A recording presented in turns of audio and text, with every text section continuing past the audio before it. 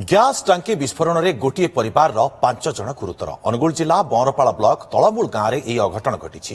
ତଳମୂଳ ଗାଁର ସର୍ବେଶ୍ୱର ସାହୁ ଏବଂ ତାଙ୍କର ପୁଅ ରୋଷେଇ ଘରେ ରୋଷେଇ କରୁଥିବା ବେଳେ ସିଲିଣ୍ଡରରେ ଲିକେଜ୍ ଥିବାରୁ ହଠାତ୍ ନିଆଁ ଲାଗିଯାଇଥିଲା।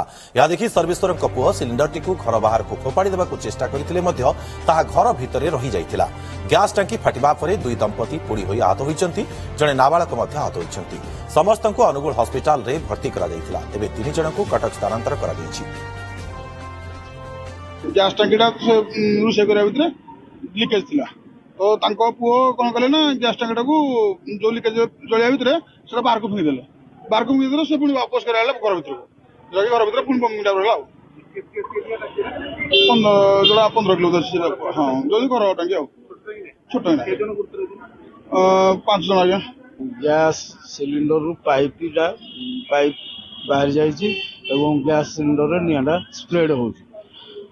ତାଙ୍କୁ ସେ ବାପ ଆଉ ପୁଅ, ବାପା ଯିଏକି ସର୍ବେଶ୍ୱର ସାହୁ ଆମର ସେ ସୁଟୁ ଭାଇ ନାଁରେ ପରିଚିତ ସବୁଠେ, ଆଉ ତାଙ୍କ ପୁଅ ପିଙ୍କୁ, ସେ 2 ଜଣ ଯାକ ରୋଷେଇ ଘର ଭିତରେ ରୋଷେଇ କରୁଥିଲେ।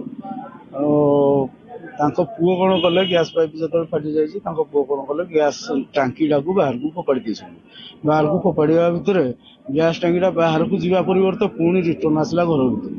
ଯେହେତୁ ବାପ ପୁଅ 2 ଜଣ ଯାକ ଥିଲେ ଘର ଭିତରେ, ତେଣୁ ନିଆଁର ଧାସଟା ତାଙ୍କ ପାଖରେ ସମ୍ପୂର୍ଣ୍ଣ ଭାବରେ ବାଜିଛି।